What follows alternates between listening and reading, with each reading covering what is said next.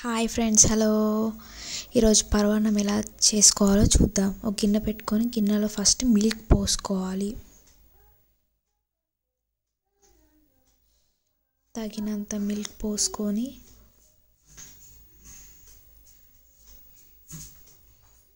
అందులో రైస్ అనేది యాడ్ చేసుకోవాలి.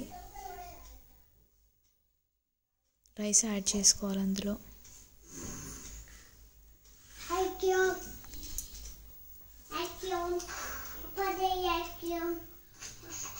రైస్ యాడ్ చేసుకున్న తర్వాత బాగా కలుపుకోవాలి.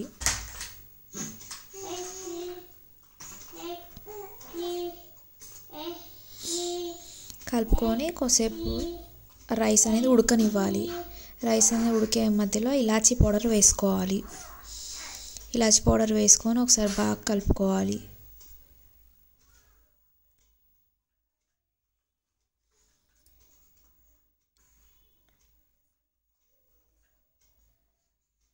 రైస్ అనేది ఇట్లా మంచిగా ఉడకాల.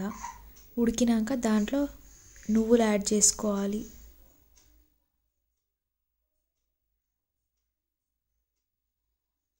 నువ్వులు యాడ్ చేసుకొని మంచిగా కలుపుకోవాలి.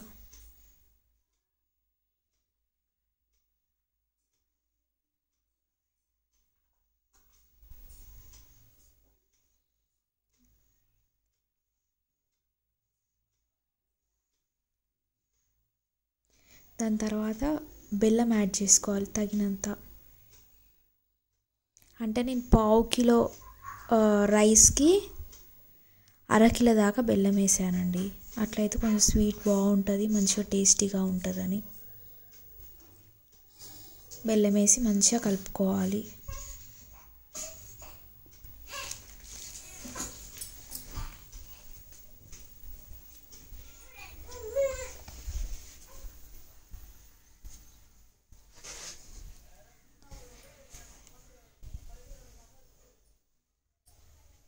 మంచిగా కలుపుకోవాలి.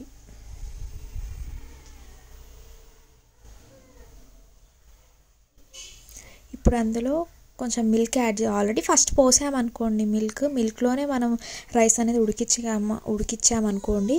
కాకపోతే మళ్ళీ ఇంకొంచెం మిల్క్ యాడ్ చేసుకోండి.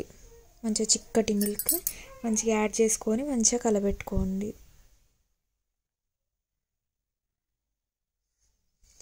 ఇప్పుడు ఇంకొక స్టవ్ మీద డ్రై ఫ్రూట్స్ వేయించుకోవాలండి. డ్రై ఫ్రూట్స్ మీకు ఏవి అవైలబుల్గా ఉంటే అవి నెయ్యి వేసుకొని డ్రై ఫ్రూట్స్ యాడ్ చేసుకోవాలి. నేనైతే బాదాం, కిస్మిస్ అనేది వేయించుకుంటున్నానండి. మీ దగ్గర జీడిపప్పు, కిస్మిస్, పిస్తా ఏవి ఉంటే అవి అన్నీ వేసుకొని డ్రై ఫ్రూట్స్ నెయ్యి వేసుకొని బాగా వేయించుకోవాలి. జీడిపప్పు, కిస్మిస్ వేసుకొని నేనైతే వేయించుకుంటున్నాను.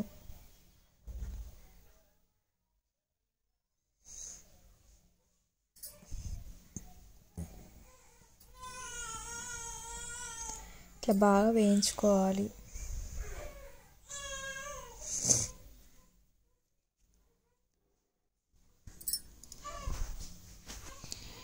నెయ్యి పోసుకొని బాగా దోరగా మంచిగా వేయించుకోవాలి.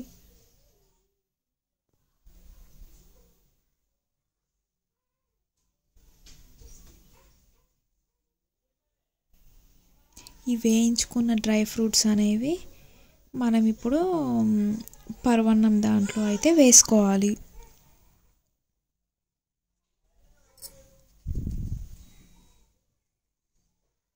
పరమాన్నం దాంట్లో వేసేసుకోవాలి డ్రై ఫ్రూట్స్ అనేది అన్నీ.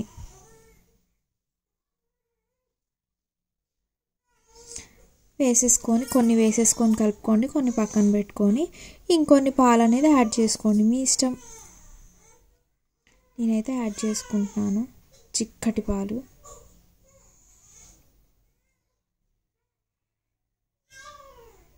పాలు పోసుకొని మంచిగా కలుపుకోవాలి.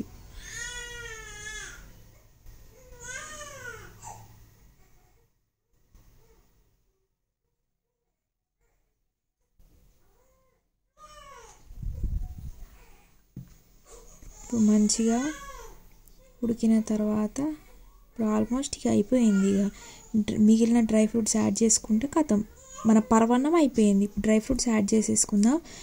యాడ్ చేసుకొని సర్వింగ్ ప్లేట్లో తీసుకుంటే అయిపోద్ది. పరవన్నం టేస్టీ పరవన్నం రెడీ. ఒక లైక్ ఇవ్వండి ప్లీజ్, నా ఛానల్ని సబ్స్క్రైబ్ చేసుకోండి.